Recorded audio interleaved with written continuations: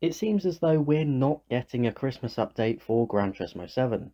The two recently unveiled Vision GT vehicles are coming to the game in 2024, with the Genesis specifically stated to be coming in January. What we are getting, however, is a couple of login bonuses over the Christmas period, and after that one more to mark the end of GT Sports servers. Considering the size and significance of the Spec 2 update, this is perhaps understandable. But what if there was a Christmas update? Well, I've created my own theoretical version, something akin to last year's December patch or the aforementioned Spec 2 update. We'll go through it piece by piece, but I have tried to keep this as grounded as possible. So it's going to be a healthy size relative to the updates the game has received thus far, but based on content that could realistically make its way to the game at some point. And I think that is the perfect segue into the cars I would add. 6 in total, and 3 I have taken from the leaked datamine list. So hopefully we are actually going to see these cars in due course. Kicking this list off then, from that datamine, I've gone for the Mitsubishi Evo 8. Now both the Evo 8 and the Evo 9 were included in that list, but I've gone for the Evo 8 for two reasons. It best plugs the gap with the generations of Evo that are currently represented in the game, because we have most of them up to the Evo 6 and then the Evo 10. And also this is my personal favourite generation of Evo, so Evo 8 it is.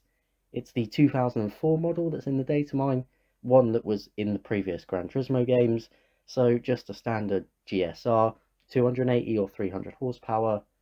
But of course you could, especially with Gran Turismo now, create some very good replicas of say the FQ400 or any rally variant, whatever you wanted really. And we're going to stick on a rallying theme for the next car in our list. This one's new to the franchise but also included in that datamine, the Lancia 037. Of course, this was an iconic rally car and one that really represented the end of an era, with Group B and everything moving to four-wheel drive basically from that point on. It's also a model that we haven't had in any form in Gran Turismo before, and we know this car was scanned quite a long time ago, back in the GT Sport days, but it's yet to materialise, so hopefully that day does come soon. I'm also very much hoping our third car on this list comes soon, our final one from the datamine, the E60 generation BMW M5. With the sound of that 5-litre V10 in this particular generation, I don't particularly feel like I need to justify this pick too much, but I will anyway because I think it's also a good fan service car. It's by far and away not just me who wants this thing to come back, and also fast saloons, sedans, whatever you want to call them, are a very underrepresented category in Gran Turismo right now, and one I personally love. The whole sleeper thing I very much enjoy. It would also just be nice to have that car with the wider variation of tuning and customization options that we have now. Moving on now to part 2, cars that weren't included in the datamine but would be very well received. Be that for nostalgia reasons, its use within the game, or just being a downright cool vehicle. However, I think the Toyota GT1 is all three of those. That's of course referencing the TSO20 race car that was in the past of the Gran Turismo franchise from 6 and before, from 1999. Probably would end up in Group 2, I'd imagine, with the likes of the CLK LM. But it would doubtless be another great addition. Much like a brand that has never been in Gran Turismo at all, somehow, Koenigsegg. And the particular model I've chosen has a bit of a funny story, because it was actually inspired by a fake screenshot that I saw on Twitter for the Agera RS. But the more I sat and thought about it, the more it made sense. Considering GT7's focus on the historical significance of cars and car culture, I think the Agera RS would be a good bet, considering it's the model that ended up in the Guinness Book of World Records for a few years for being the fastest production car in the world, recording a two-way average of 277.9 miles an hour. Any Koenigsegg is going to be ridiculously fast and very welcome if it were to happen, but I don't think they'd go for a model that is newer or that has had less press, like the Gamera, that no one's really driven in anger yet. However, awful segue time, do you know what is driven in anger? Race cars, and we've got one of those to round out this list. That really was terrible, apologies for that, but the Corvette C8R.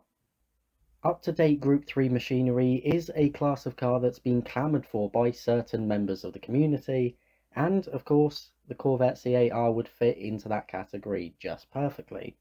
We have the regular C8 Stingray now, after that, incidentally, came in last year's Christmas update, so having its racing counterpart would be a logical next step, especially as Gran Turismo currently have a partnership with IMSA that they don't really seem to be doing anything with. But hey, that's par for the course for Gran Turismo. And that rounds out the car section of this list. Let me know in the comments what 6 or 7 cars you would choose if you had to create your own Gran Turismo update. Now it's time to talk about new circuits. Something that has seen little in the way of new additions recently. Back in the game's infancy, when the updates were just starting to roll out, new circuits were being added on a bi-monthly basis, but since late last year there's been barely anything, Lake Louise Snow Track and variants of existing circuits aside. And for my choice of new circuit, we once again turn to leaked data that revealed a track that I didn't see coming to the game, but it just might be. And that is Canada's Circuit Gilles Villeneuve. Of course, the home of the Canadian Grand Prix, and just a brilliant track that I think would serve us very well in the game. Its real-life existence proves it's very well suited to high-speed machinery, but with its close walls and tight corners in places, I think you could have a good race on this track in just about any car you can find. And it would be all the more sweeter if we could get some of those treacherous rainy conditions with it. Also, just for fun, and also to make up for the relative scarcity in new circuits this year, we're going to throw in a layout of an existing circuit as well, that currently isn't in the game. And for that, I've gone for the Suzuka West circuit. We're all very familiar with the East variation, that's been in Gran Turismo forever, but the West section is way better to me, and a much more interesting circuit to drive, and a more unique challenge. Comprising low, medium and high-speed corners all in one still relatively short lap.